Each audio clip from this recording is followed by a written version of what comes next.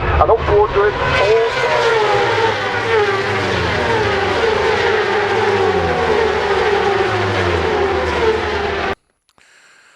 Well, hello there, boys and girls. It's Suffolk Andy here. We've been here before, Alton Water, very nice place, very calm. And the reason I'm here is because I know there's not going to be many people, because every time I try and do a review or something like that, hundreds of people will turn up and piss it up, really. But anyway, I'm here for a reason. I know I said in one or two of my last vlogs that I was going to get a new bike. Well, I have. Yesterday I went down to Broadstairs in Kent from Ipswich on a train, first time in years. That was an experience.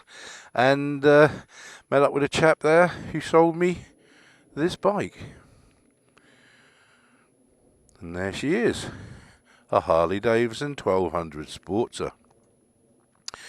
Now, I have never liked Harley Davidsons. All the bikes with all the bits on it and everything else. But a few years back, when I was down at Felixstowe, I actually see one of these and a guy riding it, and I thought, I like that bike. And after 41 years of riding a bike, this is my first Harley Davidson. So if I can just show you around a little bit. There she is. She's a 207 model. I think she's done 11,000 miles. One owner. I'm now the second owner. Very good condition.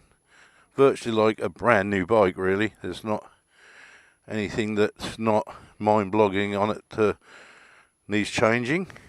She's a bit dirty because I had to ride at 150 miles yesterday, all motorway. No twisties or turnies or anything like that. And today is the first time I've actually going to give it a little, what I call a proper run. Now, first of all I'll say is the sitting position on this bike is fantastic. It really is. The forward controls there are just lovely. And if you're anybody like me who's got a bit of a knee problem, you know, a false knee or anything like that, there's no problem. In fact, this bike is probably the comfortless bike I think I've ever rid. Like I said, I bought it back yesterday, 150 miles. I just stopped once for a cup of coffee, and that was all. And she also done it on a full tank of petrol, because a lot of people say, you know, Harley Davidson's little tiny tanks. It's got a 4.5 gallon tank, and the petrol light did come on just as I was pulling down my road, really. So I was happy with that. Performance-wise, man, it will pull your arms out. It's very torquey. And there was a point where, when I got to Dartford Tunnel, the traffic was back for miles and miles. Now I had to filter all the way through that for several miles, and I can tell you now, this is the easiest bike I've ever filtered with. She was just brilliant at it. You had plenty of noise, plenty of torque, getting in and getting out, and she is so stable. There's no wobbling of the bars or anything like that. This bike is probably the best bit of filtering I think I've ever done on a bike. And, you know, and I don't mind filtering, but this one I found pretty damn easy. Right. Like I say, plenty of torque, plenty of grunt. Top end, I was coming back 70, just a little bit more than the speed limit, that's all I'm saying. And she was fine. My arms didn't ache, my legs didn't ache. There's no screen on this. I don't like screens, and I probably will never put a screen on it. I just like a bike as it is. Right, downsides, what I can find. Well, one is the petrol cap. You can't lock it. It's just screwed on, which I thought was a bit sort of Fife Robertson. And the lock, you have to use two keys.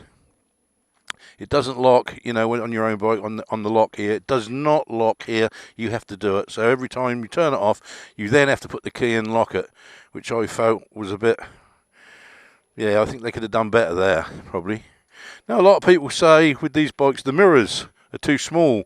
Now, trust me, I'm 6'2". There you go. And I have no problem with them. Once I got them set up, I could see everything on the motorway and everything else. No problem at all. Just getting them in the right place. The back seat is very small if you want to take a passenger. Amy jumped on it this afternoon. That was the first time she'd seen it, and she felt the seat was a bit too small for her, and I can understand that. I don't think it's designed that much for a pillion passenger. Handling, man, you can put this around some frigging corners, I tell you. Unbelievable. In fact, on the way up here, the last like 5 miles before I got here, I was chucking it around corners, and I thought, hang on, Andy, you're going to have to be a bit careful here, because you're going to, you know, over-exaggerate because you think you can do it. So, just going to keep an eye on that, because it corners like a good one, trust me. Not everybody's taste. Never thought, you know, I'd be riding a bike that is powered by a rubber band, as some people say, but it is a Cavenagh belt, and apparently they're supposed to have 35,000 miles of life on them if you keep them in good condition. So no more playing around with chains, which is quite nice. So anyway, I'll tell you what we do. We go for a little ride and see what you think. What I'll do, I'll start her up, and beware, this is the noisiest bike I've ever had. In fact, I don't know if it's too noisy for me. That's another thing, but let's start her.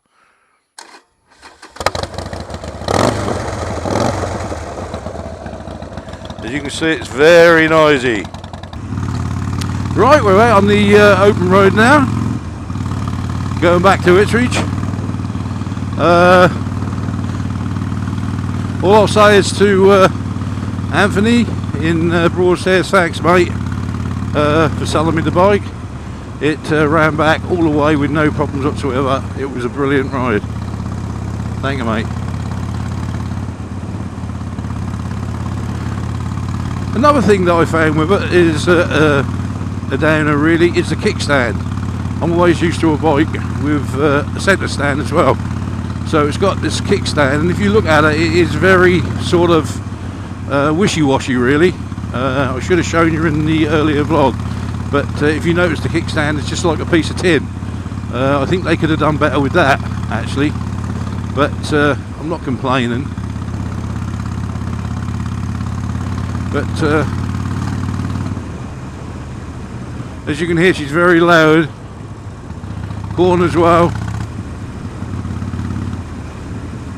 You can see she handles lovely. I actually feel very secure on this bike for cornering. Very sure-footed. Plenty of torque if you want it. Way!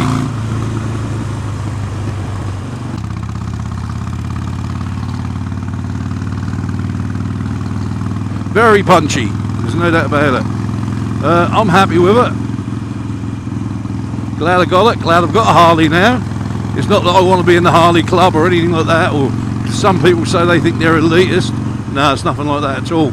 I just wanted one. I knew I had to drive one or ride one at least once in my life, and I got one. And I love these Sportsters. The handlebars position is very good, as you can see. Safe, the feet in position is lovely. I'm 6'2" and I'm sitting here like I was, well, as comfortable as anything. No pressure on my back, nothing. And that's what I like, you know. You're not going to have that rocket and top speed of sport bikes or sport tourers, there's no doubt about that. But it is punchy. You know, even in the top gears, you pull it back and that will just launch you where you want to go. I'm not going to get into the specifications of the bike. All I know, it's a 1200 Sportster. I think you boys and girls know that I don't do specifications and stuff like that, measurements and all that sort of stuff. Let's just punch it out of here. Coming up to a 20-mile-an-hour corner. Got a lovely sound to her, but I'm not used to a bike quite this loud, I must admit. But she just goes around everywhere you want her to. So all I'm saying is, you know, Harley Davidson to me was always tassels and all this sort of stuff, you know, and live to ride stuff. But now, half decent bike. I can't talk about other Harleys because I'd never have one. The Sportster is the only one that I'd ever consider. And like I said earlier, it was a couple of 3 years ago I see one of these. And the other thing that changed my mind, when I went to Parsons Grove and met up with Hep Cup Harley, I'm not going to say Hell's Angel Harley or Lord Ashton. When I met up with the good man and his good woman, they're both on lovely Harleys, and I looked at them and I thought, you know, I'd like one of them, and something clicked into me. So Hep Cup Harley, thanks mate, I've joined your conversion to a Harley. I don't know what the running costs are going to be, I don't know, you know, the insurance, I took me 500 on the CX off the insurance and put this on, and that's a 500, and this only cost me £45 I think extra over the year, so I don't know. Petrol wise, like I said, I got back from Broadstairs to Itchy's with a tank of petrol, which to me was not too bad for a 1200 thumper, and in comfort as well. So there you go, boys and girls, I hope you enjoyed this. But yeah, Suffolk Andy is now riding a Harley. It's my fourth bike now, and I've got too many. So 2 of my bikes are going to go. My CX500C is going to go. It's 32 years old. It's matte black, hand painted frame. That's the only problem, but it doesn't look too bad. In fact, it runs. The engine on it is absolutely fantastic, and a nice little bike.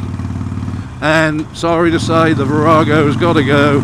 It just does not compare to this bike, and I never thought I'd say that. So that's going to go, and pay for some of this, I think. Never mind. And I'm going to go back down to the 2 bikes. I'm going to keep the ZZR and this one, and see how I feel in the spring about the ZZR, if I want to Triumph or not. If I don't, I'll keep the ZZR because it does everything what it says, you know, on the box. So anyway, that's enough of my ramblings. Hope you enjoyed this, boys and girls. All rides safe. Suffolk Andy.